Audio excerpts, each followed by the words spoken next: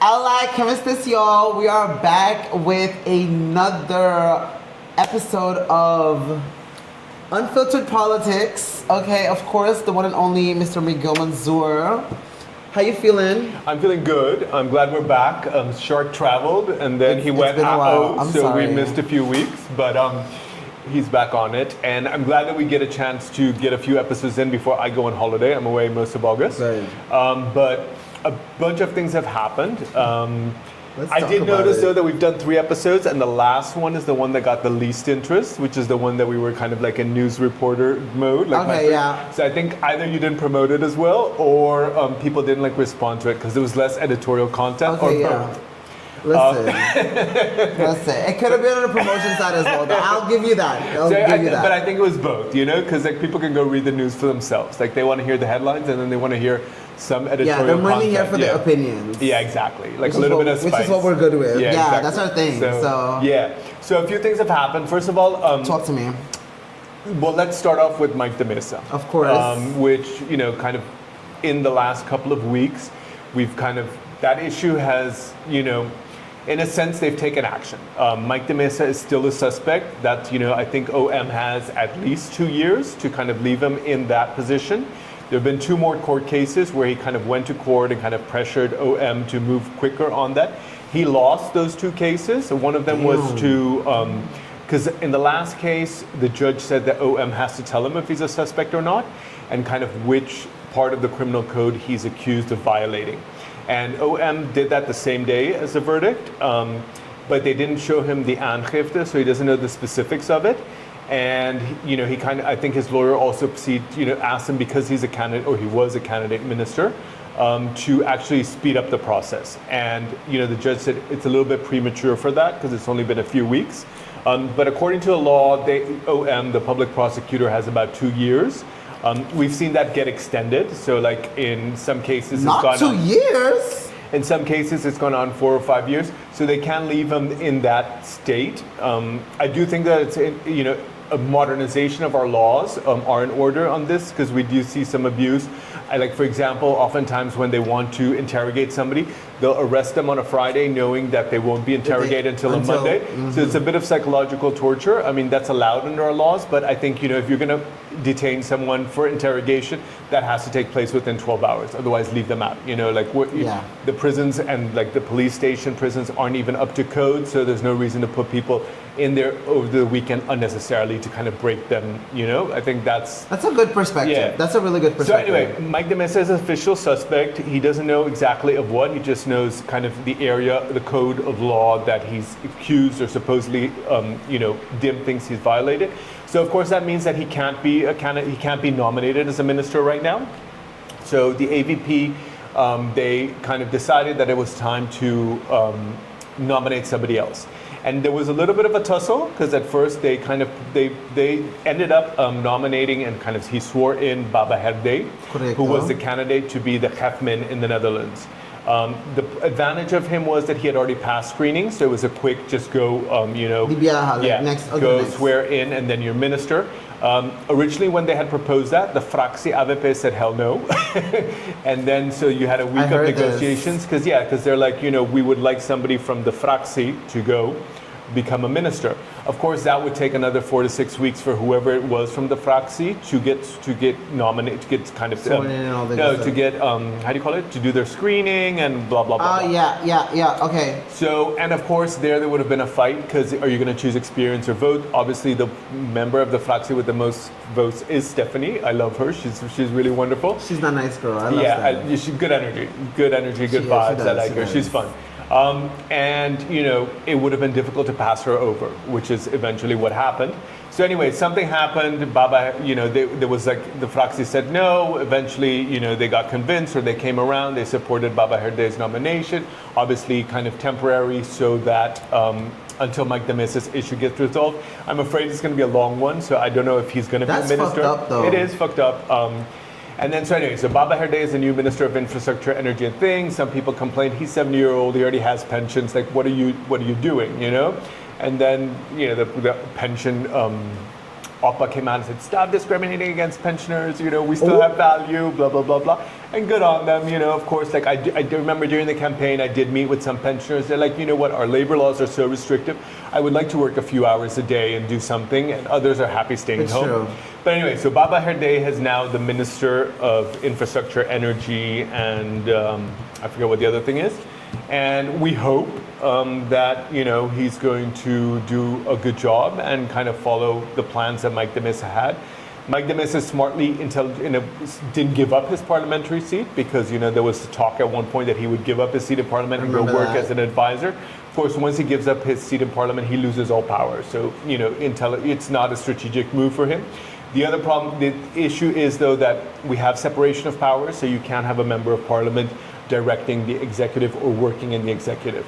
So he is kind of limited formally of how much he can do in the ministry. Yeah. Of course, he can, behind the curtains, kind of guide. So that happened, and then kind of like, okay, Baba Herde is now the Minister of Infrastructure, so they need a new minister for Gefmin, which is the Minister Plenipotentiary in the Netherlands. AVP's original candidate was Desiree Cruz, who was Mike de Mesa's lawyer. Carlin vetoed that. And then they offered it to Jennifer Arends-Reyes, who is a member. Carlin said no? Yeah, she didn't. She said that because she has koninkrijksrelaties, the person should be somebody that both parties are happy with. Okay. And she kind of said no. They offered it to Jennifer Arends-Reyes. The advantage for AVP of giving it to a member of parliament is that if one member of parliament moves, they can put another person in. Yeah. They're keen to get Juni Cruz in there. He's like a vocal or outspoken member of the fractie, which I think maybe they're missing now. So they said if Arends-Reyes goes to the Netherlands, then they can get him in. She declined. And I understand because we're late, and she has kids, she has a husband who has a business and stuff like that. Yeah, makes sense. So when you have to pack up your whole life, move your whole family there, and it's a catch-22. It's an interesting position, the Gefmin, but it's also what you do. It's also a political suicide because you're far removed from Aruba, you're far removed from your voters. So it's not, it's like somebody you want to kill politically, you send them to the Netherlands. Oh, so shit. Yeah, kind of. So she declined, and what I'm hearing is that what's his name? Robert Candelaria wants it. Robert Candelaria was the chief of staff for Mike Eman. Apparently he's stepped down, and Anko Ringeling has stepped into the chief of staff role.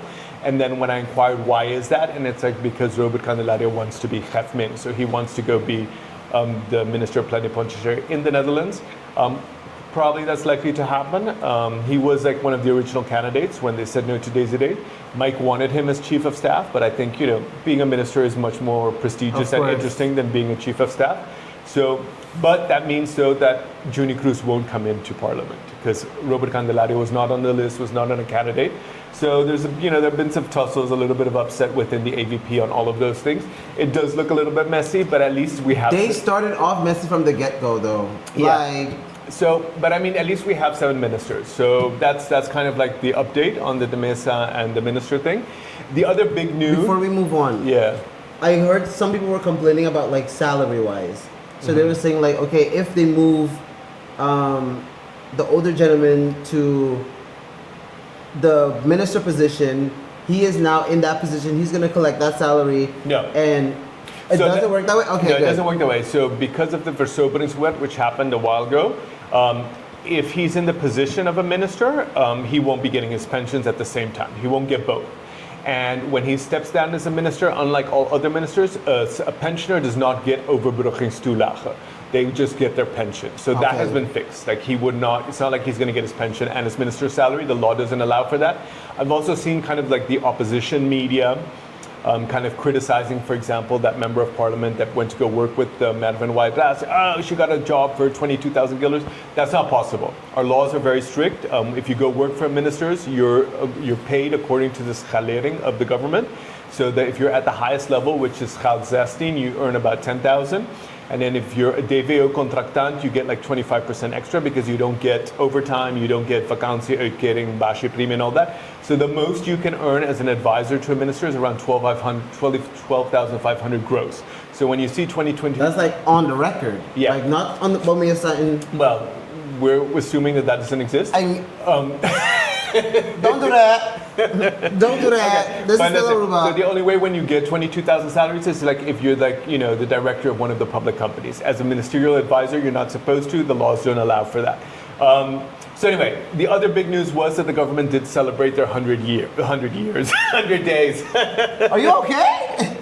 God, it feels like 100 though. I'm not even gonna lie. Yeah. So they celebrate their 100 days, and that's something that we've imported from the North American system. Other political systems have it as well. The truth is, our system is very bureaucratic. We're a parliamentary democracy, and the prime minister doesn't have the power of a president.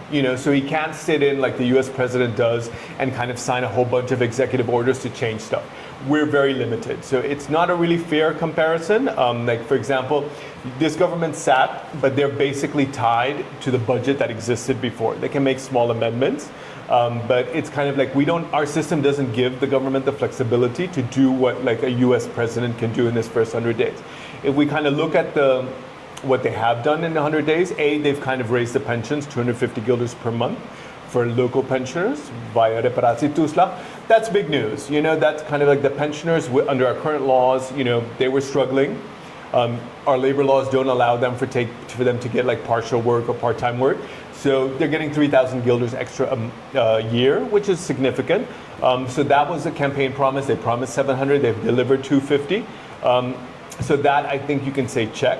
The rest of it really, it's been, how can I say this? So we've seen a lot of movement from the government. They've made a big effort in kind of, setting the tone that this is a different government, that things are going to be different. But I will kind of say it's been more on the show side as opposed to content side, The big structural changes, we haven't really seen any. Of course, those take time because oftentimes you have to change laws and whatever.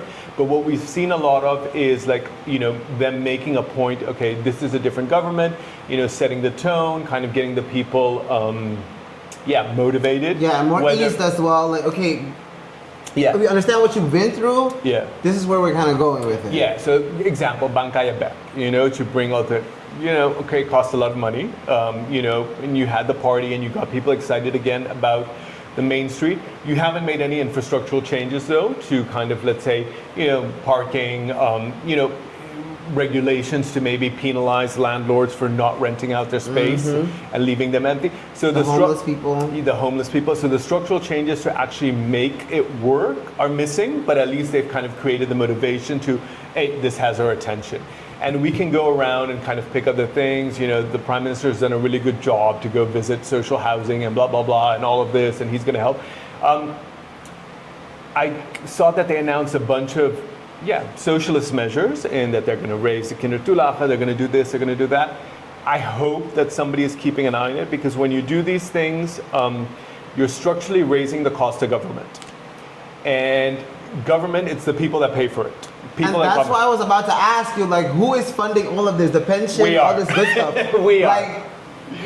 So does that mean eventually we're going to have higher taxes or more? So there was a little bit of extra space in the budget because of all the medidas that the previous government had implemented.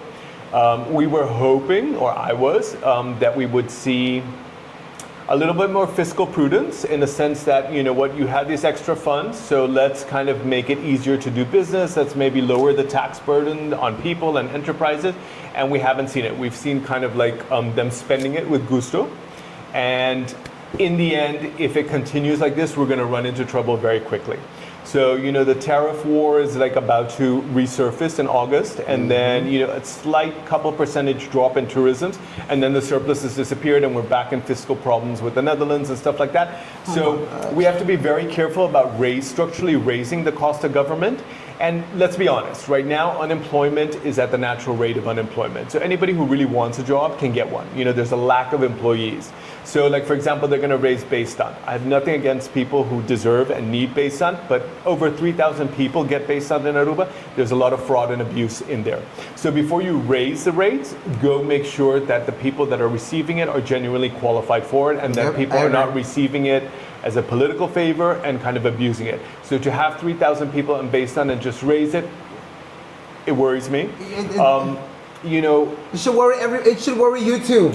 It's a problem. They're going to raise kindertoelaag for kids, and when you pay taxes, if you have a child, under 16, the taxes, they allow you to deduct 750 guilders per year per child. You want to help with kids, raise that. So in the end, they're going to, oh no, we're going to give vulnerable families more help. Great, I have nothing against that. But the truth is, we don't have the data of really who is vulnerable. We've spoken about it. Because you could be earning minimum wage and working in Horeca and taking thousands in tip income, which I don't think should be taxed. But at least if you're, I don't think those people who are making a lot more than we see on paper should be getting extra money. So before you kind of start handing out extra money, make sure you know and you verify people's real income, so those that actually need it get it, and those that don't need it don't get it. And they're skipping over that part, and it's kind of like this populist campaign. So if you ask me, so what has they done? Okay, they've definitely set a tone, but they're really campaigning instead of governing. We've seen them, lots of photo ops, lots of feel-good moments, either on the sports field, on this, on that, but actually hard structural changes that are going to make a long-lasting difference for people, I haven't seen. Raising the pension is one, but okay, cool. But it can't just be dishing out government money without kind of either growing the economy. Nothing. So 100 days, I think we need more time to really think. There've been some positive things. There are some worrying aspects. But we have right now basically it looks more like a show than actual governance. Obviously maybe the work that's really being done, it takes a little bit of extra time, but and it's important when you're in politics to be in front of the cameras showing that you're doing this great stuff, but it has to be more governance and less show. And I think right now it's a little bit kind of too much on the show side and less on the governance side. I agree. That's kind of, let's say, the first 100 days this happened. There, all sorts of stories have leaked about some investigations, about, money that was misappropriated and stuff like that. Those will take time, but I'm glad that they're doing that. So there was like an issue with Lotto and Helene and... Yeah, and as well, if we look at the first 100 days, it's kind of, let's say, politics hasn't changed. If you look at what's happened, everybody who campaigned for Futuro, for example, everybody who was on the list of Futuro has been accommodated with something. Most people who campaigned or are part of AVP have been accommodated for something. So the first 100 days has really been, okay, let's take care of our people, and then we'll see like what we can do for the country. Now we can see what's going on. The new politics of having campaigners, people campaign, and it's just kind of sad to say, that's how it is. People will kind of motivate and go campaign for you if you promise them something. There are very few people that are going to take their free time and do it without any interest. And it's sad. It's just our political system the way it is. It's kind of in English, you call it a clientelist system. So it's basically, clientelism. exactly. I'll campaign for you, but then I need a job, or I'll campaign for you, or I'll sponsor you. But then you know what? I'm really interested in this permit to be able to develop this business. And then we have this clientelism that kind of has to work because you need to win the election to get into power. And I think this is where a lot of the corruption and a lot of kind of people's disappointment and disenchantment with government take place. Now, unless we change the system, that's not going to change. So one thing that I always supported, and I hope this government will act on it, is publicly funded elections. Take private money out of government, take private money out of campaigns, Set a budget, okay, every 4 years, 4 million gets divided between the parties, and that's the only money that they can use to campaign. So then the politicians don't have to get private sponsors, Yeah. You'll still be stuck with campaigners that are going to want a job, whatever. But really what we've seen the first 100 days, and it was no different when MEP sat down in 2017, it was no different when Raiz sat down in 2021. It's okay, first let's take care of all our people, make sure everybody who was on the list gets something, make sure everybody who campaigned for us gets something. It's not how it should be, but it is how it is. So on the St. Nicholas front, our friend Mr. 96 Permits has an official title now. Don't say I'm messy. It's disappointing. Like, you know what? That's how our political systems are. Good on him for trying to kind of get something for himself out of it. But I don't know if these are the people that we should be lifting and kind of, and rewarding that. Like, I don't think so. Like, I agree. If we're going to be honest on, hey, you know what? We feel like everybody deserves the same rules. I feel like it needs to apply. Yeah, so let me put it this way. I don't think ex-minister Chris Romero went and knocked on his door and said, listen, do you want 96 car rental permits? Of course not. So, he didn't actually receive the permits because the next minister didn't issue them. I think he got a taxi permit stuff. But people who are trying to work the system to get personal benefit from it, and I'd be surprised that the minister or the ex-minister would give that without, something. I don't think are people that should be on a political list. I don't think they're people that should be appointed to jobs in government. And sadly, that's what Futuro's done. They stood by him in the campaign. You've handed in the list, you have no flexibility. But after the campaign, I would have kind of tried to whitewash myself from that. They've done the opposite. He's now the district advisor for the Ministry of Economics, Finance, and Sustainable Development for St. Nicholas. So if you have any complaints, you can reach out to Mr. Geiliger and say, listen, you're the district advisor. We want to see, I need the street fixed or whatever. Well, he about to be sick of me because I definitely will. Okay, St. Nicholas, we're gonna all do this. So St. Nicholas does have a district advisor who is Mr. Geiliger. And it's kind of, let's see if the proof is going to be in the pudding. Maybe people deserve second chances. And then it's really what can they do for St. Nicholas. I know they're working on a park, the bus station, we've spoken about those things. Obviously, what we do want to hear from the new Minister of Infrastructure is what the hell is going to happen on the refinery. There's always promises from here to wazoo, but we actually want to see, and then we've talked about it. First step one is start cleaning up. Even if you're going to build something new there, you have to clean up, repurpose the land, clean it up and stuff like that. And it is getting worse. It's getting worse, and their companies specialize. I think they call it a brownout field, so an old refinery. There are companies that specialize in those types of cleanups. Obviously, how deep you go in the soil depends on what you're going to repurpose it for, whether it's for industrial use, commercial use, residential use. Obviously, some parts are more contaminated than others, but I think we want to see action on that. Maybe 100 days, and the Mike de Mesa saga has kind of postponed that, but I think that should be the priority of the Minister of Infrastructure. If you really want kind of like to make good with St. Nicholas, let's see movement there. Let's not see 4 years go by and nothing happens again with the land of the refinery, because that's like the big development opportunity over here. The roads are a mess. We need 350 million just to update the maintenance on them. We need a structural plan for that. He's not going to have that in 100 days. And I don't think that all of that can be done in 4 years, but we can at least see a structural plan. Well, we're going to maintain these roads. This is how much we're going to spend on infrastructure. So the country needs investment. Sadly, I haven't heard anything about reducing the size and cost of government, which is my pet peeve. I remember. And it's still, because you know what, and I have nothing against civil servants, and there's some of them that work hard and do a really good job. And then there are others that are just, they're political appointees. No, we know about them, trust me. And I always give this example. Curaçao has 47 government departments. Aruba has 108. Curaçao is almost twice the size of us.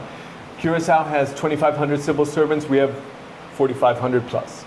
So, programs to reduce that and make government more efficient are essential if we're going to create prosperity. So you can walk around and hand out, handouts for the poor people, handouts for poor families, handouts for the pensioners, handouts. But if we don't make government more efficient, we're going to have to increase taxes to pay for all those handouts. And then when you increase taxes, you're taking money out of the productive sector, the population and commerce, to spend in the unproductive sector, because government doesn't produce anything. So we have to be really vigilant. Maybe it's too early to kind of start calling the government out on those things, but I do hope that there's course correction. No, I'm thinking for me personally, like as a politician. Yeah, I don't think so. Sending a press release, mucha desconfianza, whoa. It's a bit, let's give them a bit more. Not going that crazy, but they do need to be called out. And I feel like this is something I've said even during campaign was, I don't care who you vote for, just make sure you do vote. Yeah. And whoever gets to sit in position, understand that the public should be on your asses. Like, we need to be on everybody's asses to make sure there's no line for trying to fuck up or be like, oh, we didn't realize. No, we've been telling you this, so there's no way you could miss it. And agreed. And let me put it this way. I think when you're talking about the vote as well, we have to realize that our laws created this government, okay? The truth is AVP got 6 seats. And they have 3 vacitos. The AVP party has gone back in votes for 3 successive elections. So, and the prime minister as well, his personal votes have decreased for 3 successive elections. So they're the largest party, and in our system they won the elections, but it's not by increasing their votes, So we do have to be clear, Futuro and AVP together do not represent 50% of the votes. They're shy of that. Mapanais didn't either, so you have governments representing less than 50% of the voters. It's unlikely our laws will change because neither MAP or AVP will ever change them because they benefit from it the most, yeah. But I do want to give the voters some credit. They have voted. It's just our laws, I always say they're like, this is the most receitos we've ever had. And, more than 9,000 votes aren't represented in parliament. Okay, it's the government we have. That's a lot. That's a lot. It's the most it's ever been. And 6 receitos is the most it's ever been. So you have AVP with 9 seats, but they really got 6. You have Futuro with 3 seats, but they really got 2. So, 8 seats were actually, solid votes that voted for them. And then 4 seats are kind of like bonus votes that came from other parties that didn't get to parliament. This is why I'm saying I don't understand why they were celebrating. But let me put it this way. I hope, though, and this I think we can say this. So I hope that AVP and Futuro recognize that and say, we have 8 seats and we're governing on 4 borrowed seats from other parties' votes. So maybe let's be humble about our agenda and look at what the other parties propose and how we can kind of, if you're a good politician, you kind of want to bring those votes over to you. And you're not going to bring those votes over to you by discounting them and their plans and doing what you've always done. Because AVP right now looks a lot like AVP from 2009 to 2017. And you don't have the political mandate to do that, okay? Especially when you've consistently gone, the last 3 elections, you've lost votes, both Mr. Ayman and the party. So the public has not given you a mandate to go back to what you did in 2009. And it kind of looked like that's what's happening, and that's worrying because the financial repercussions of that are not positive for the country, for the economy, and stuff like that. But anyway, we are going to... Okay, so before we continue with that, I just want to know, what are things that you think the public should be asking or critiquing at this moment? How are we going to pay for this? That's what we should be asking. We see all these social programs, some of them legitimate, some of them great, some of them not. How are we going to pay this? That's what I should be asking. Are you going to cut costs? How much, but you're spending more, so are you going to reduce costs by that same amount? Or are we going to get, hooked with higher taxes of some sort later down the road? Ain't nobody got time for that. Exactly. So that's a question that people should be asking. How are you going to pay for this? Because every time government spends more, they need to take it then from the people.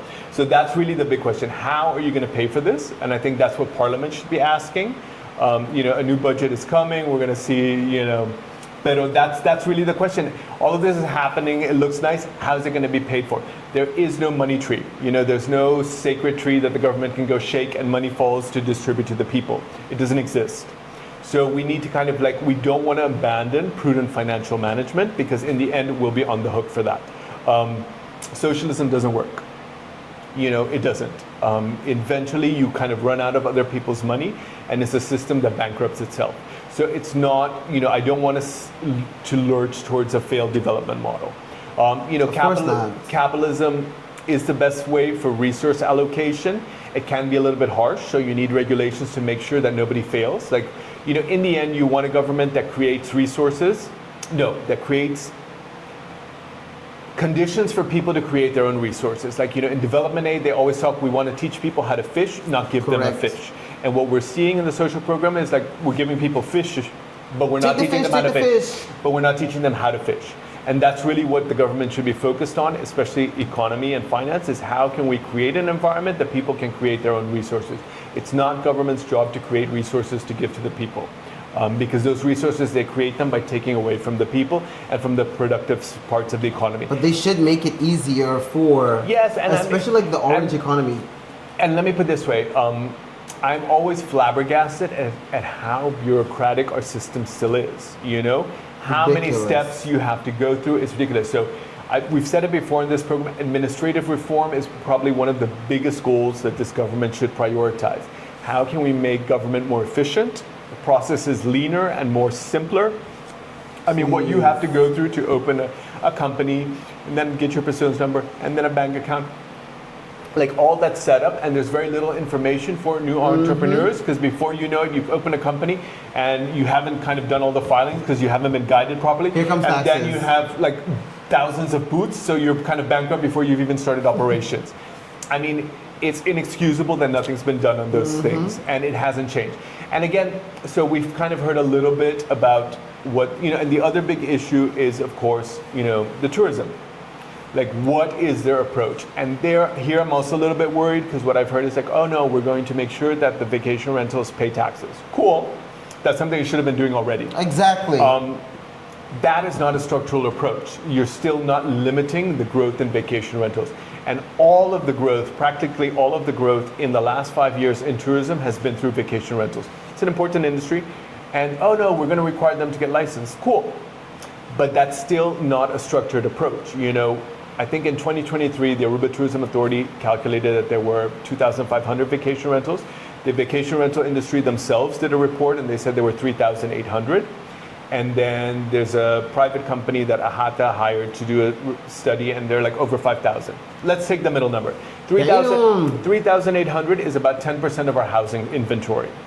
So whatever number it is, whatever the reality is, there's no precedent of 10% of a country's housing inventory being in the vacation rental industry. It's a massive distortion of the market. So, come up with wise kind of regulations. And if you're not willing to step on anybody's toes and say, listen, we can't build any more hotels, that's regulated. We have to come with some sort of regulation that limits the growth in vacation rentals, because otherwise the island is going to become more unaffordable, and it already is. Young professionals, new couples, they can't afford housing, and I haven't seen any, course correction on this. They're talking about all sorts of things, about deforestation, we have to plant trees, cool, great. But let's talk a little bit about the carrying capacity report. We're already beyond it since 2019. We haven't seen any course corrections. So again, less show and more content is what I would like to see. And I think the first 100 days has been characterized by political accommodations. Let's help all our people, make sure they're happy and they get something. We help the pensioners, great. Everybody supports that. And in order to continue helping the pensioners and fulfill that promise of 700 guilders, you need to kind of make government more efficient. We need to lower the cost of government, and we're heading in the opposite direction. You're increasing the cost of government without a clear vision of how you're going to pay for it. And any kind of small, minuscule kind of change in tourism levels from maybe war or recession or a tariff war, boom, your surplus is gone, and then we're back in deficit and in problems with the Netherlands. You have a new government, you have elections in October in the Netherlands. Whatever coalition forms is likely to be more positive for the islands, because it'll include parties that are more progressive with respect to kingdom affairs. The last government didn't want to hear from us, didn't think. So we're likely to have more assistance from the Netherlands, so make sure that our house is in order so that they're willing to help. From my experience with the Netherlands, they're always willing to help, but your house has to be in order. You can't come ask for financial assistance, but you don't have jaarrekening since 2019. So let's make sure that everything here is in order, and then we can kind of find cooperation projects that help the island develop. Hi, Dios mío, this is going to be a mess. Yeah, I don't want to go there. I still want to stay positive. And I was at this event. I saw Herling. I haven't seen her since after the elections. It was good to see her. She was happy. We laughed a lot. She looks great. She looks great. And I was happy to see her. She has a good understanding of what they're facing. She's Minister of Education. And again, an example, teachers, if you're in education, your salary is capped at once you reach the age of 38. Yeah. The last minister came with a plan to raise that, but he didn't create the finances for it. So she sat down, and the teachers are upset, rightly. Listen, she has a big thing on the educational field are going to expect two big things from her.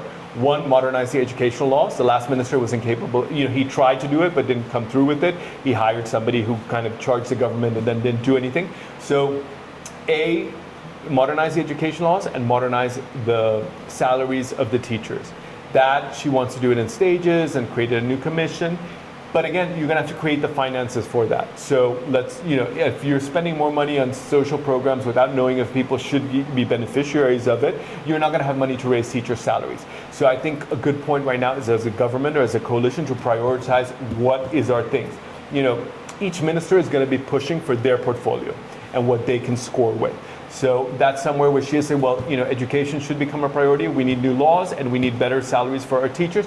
So, this has to be high on the list of government spending priorities. So, and then I saw, who else did I see? I saw Dangui.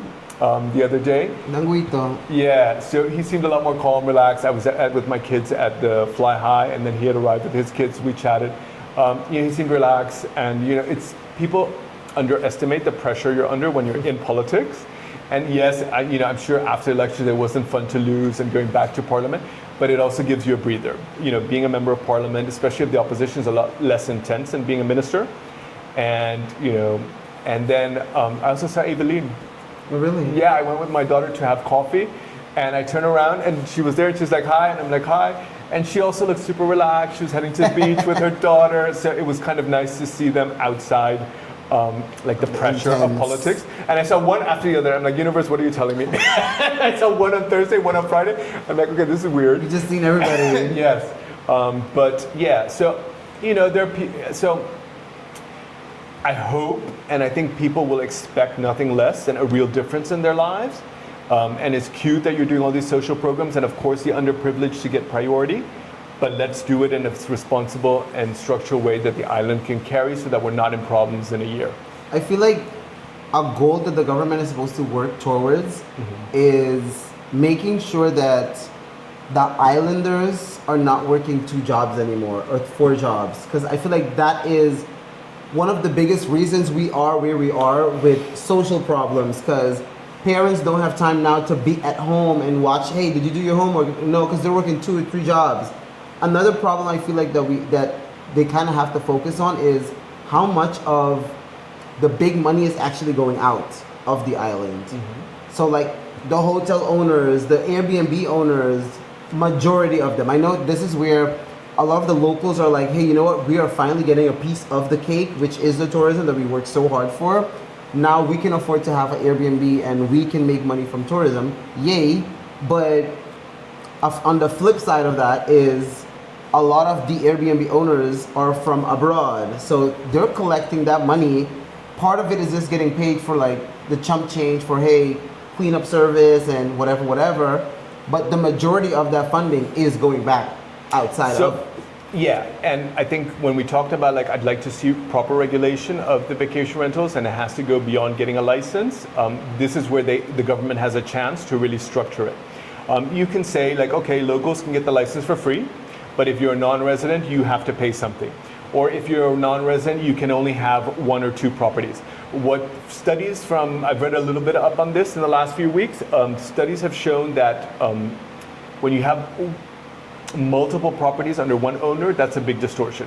Airbnbs, and it's wonderful that the locals get a chance to get part of the tourism industry, but they do, or let's say criticisms kind of from a social or kind of, a nationwide perspective, is they do distort local neighborhoods, and they do kind of interfere with the cultural identity. In what sense do they distort the neighborhoods? Well, I'll give you an example. Like for where I live, they're basically, out of 20 houses, maybe 2 are still locals residing in it. 18 have become Airbnb.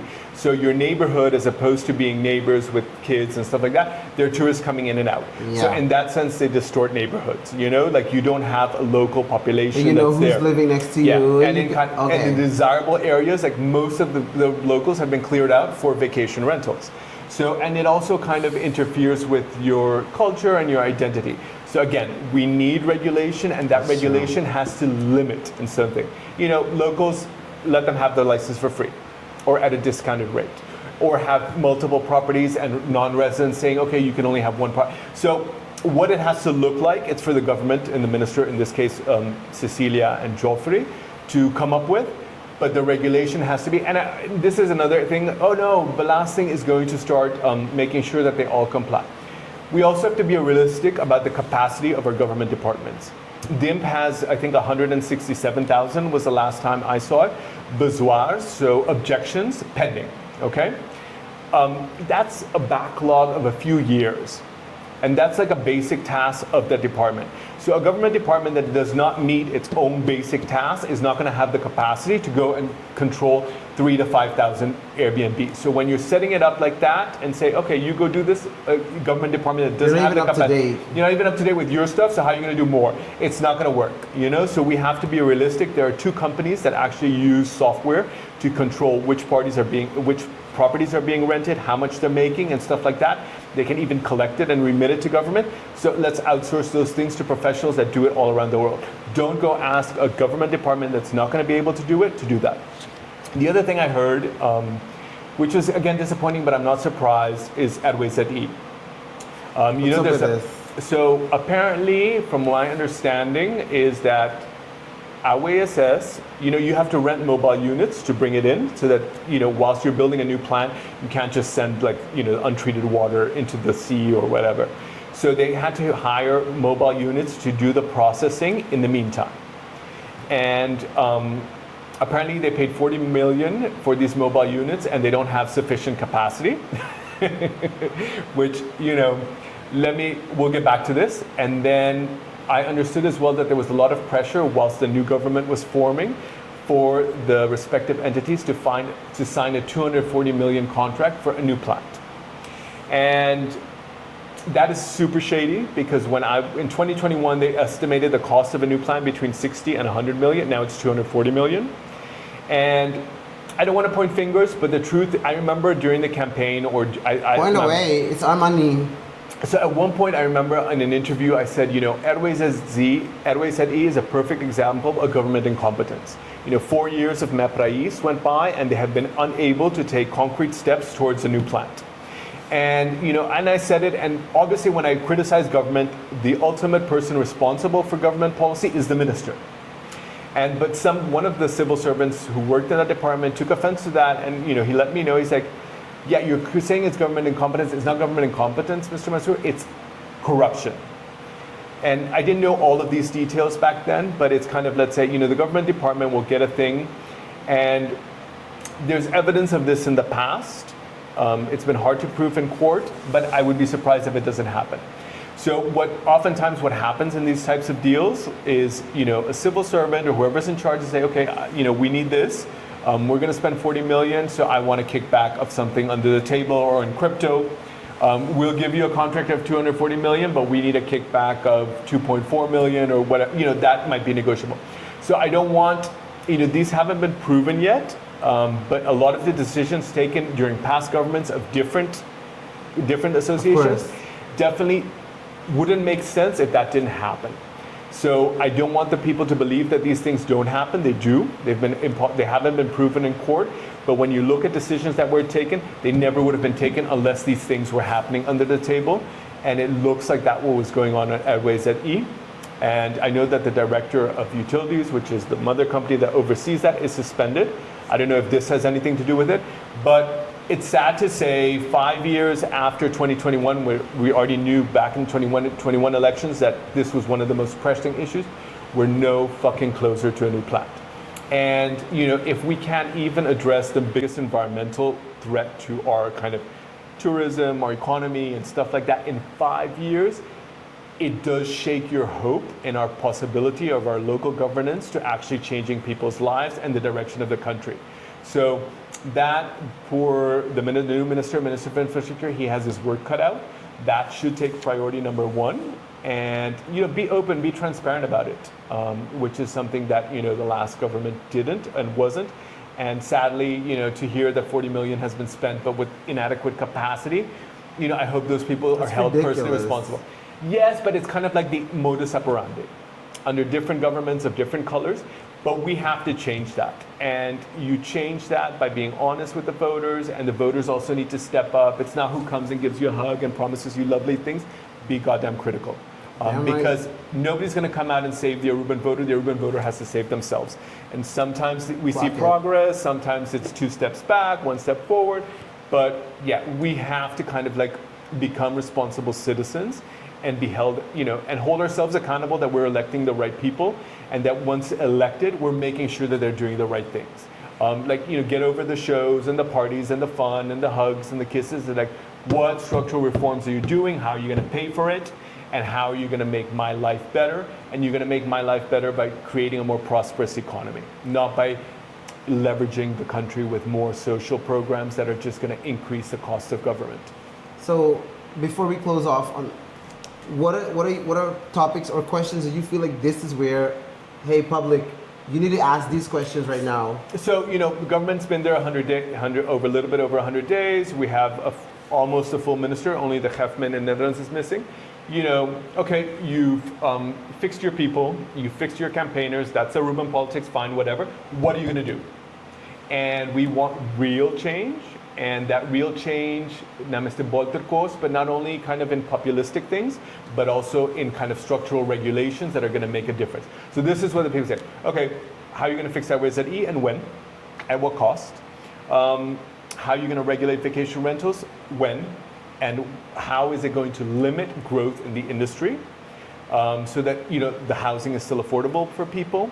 What are we going to do about nature degradation? What are we going to do about the state of our infrastructure? How are we going to get the finances of the country in order? And how can we kind of reduce bureaucracy? So in everything, whether it's going to the doctor, whether it's getting a permit. So beginning of July this month, Curaçao passed a basic account thing. So anybody in Curaçao now can get a basic account. Aruba's been talking about this for years. We're not even there yet. Curaçao passed it. Curaçao passed another law to facilitate PayPal. And this is so you see Curaçao moving much quicker on things with half the amount of civil servants that we have. So, Clock it. So Clock yeah. it. In sustainable energy, they're at 40%. We're under 20%. So yeah, it's time to get the shit together. Guys. Make Aruban government work. Oh, this is embarrassing. They are working on a plan to legalize the undocumented. They've set a cut-off date. So that's something that I think is a good move, strategic move. I hope it's kind of fair and it moves quickly. AHATA has also pushed for if you get a work permit and you're married, your spouse will come and get a permit, but not a work permit. So I think that's one of the recommendations, since we're lacking employees, give them a work permit. They're already here, they have a permit, just give them a permit to work. That's an easy fix. So there are a few big changes that are kind of like being talked about, so let's see them executed. No, for sure. And I think one thing I noticed with giving people permits and legalizing everybody else is I think they have to go under intense training as well for what betref service. Yes. Like the way the Aruban gives genuine service and they genuinely say, hey, buen dia. Those type of things need to be trained. And you talked about it a little bit, and I wanted to say something about like people working multiple jobs. I always give this example, like, my trainer works 2 jobs. He's a trainer in the morning, midday. Then he works at a restaurant till 12 midnight, and then he kind of sleeps, and that's his day. He has to work 2 jobs. His wife works 2 jobs. And that's the only way they can get to enough money to buy a house. They don't have any kids here, so they're able to do it. But if they had kids that they had to pick up to school and whatever, it wouldn't. So yes, making an economy that works for everybody is important. Extremely, please. We just all want to live here happily. That's all we want. Yes. So I think, that's really what we should be focused on. Harmonious sustainability. So how can we live in harmony in a fashion that's sustainable? Of her, I like that. Yes. You better work, Miguel. So, anyways, y'all, we're going to see y'all on the next one because there's a lot to go edit now. But, you better promote it properly this time. Don't be a bitch. Anyways, thank you so much for your time. Thank you. Highly appreciate it. And guys, we'll see you on the next one.